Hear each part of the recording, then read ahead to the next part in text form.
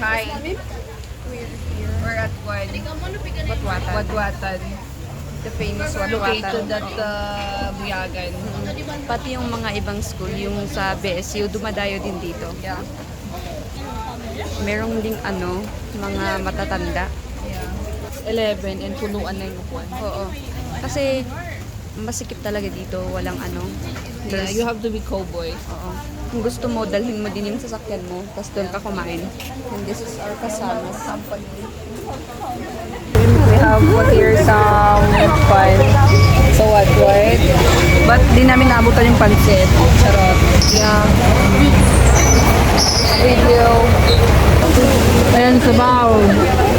By the way, the sabaw is really good. It's 11 out of 10 for me. Yeah, it's good. It's not parang ka talagang nasa Wadwatan. 50 over 30 daw. Oh, it's 11 over 10. It's the same. And I have got tadlang. Yeah. And the salt. Yeah. Good. The meat for me.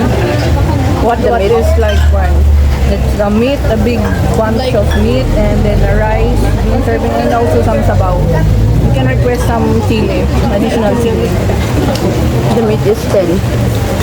This cost 130 pala. It's affordable. They have only rice and sabaw also. If galing kayo sa stateside, dito sa garahe, pwede dito kayo kumain. He's requesting for pancit and pinunog. Oh, the ambience is good also. They call it here Royal, but in some other countries, it's Fanta. This is the best na pinuntahan natin. Yeah. Alam mo naman may 10 ka ng Mabubusog ka talaga dito para kang nagsambi. May mga teachers na nakapila sa labas. teacher natin.